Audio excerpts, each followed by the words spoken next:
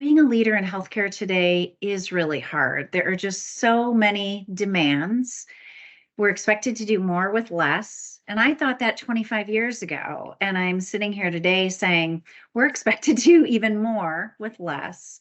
I do think it pushes, though, good leaders to really challenge themselves to collaborate, work with others to figure out how do we solve this.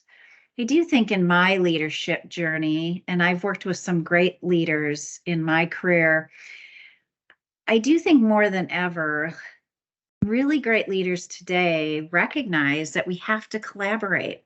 We don't have all the answers. And the leaders that succeed or win today are those that do open themselves up to saying, I don't know how to do this, but let's figure it out together.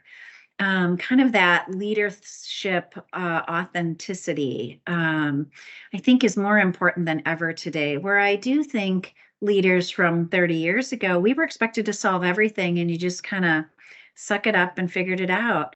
And I think that is one of the nice things for us as leaders is we can be more authentic and say, I just don't know, but let's figure it out. Let's think about who has this expertise and let's get them in a room. And so I think that is something that we should admire and reward and encourage, that the challenges are too big today for any one person to solve. And so I often equate leadership to being just a great orchestra conductor.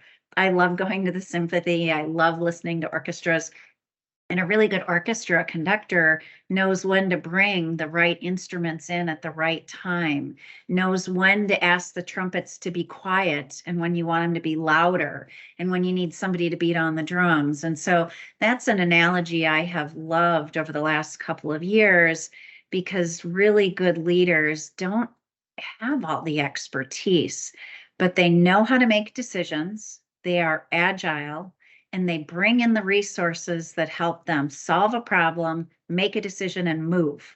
And that's what we need to do better today in healthcare.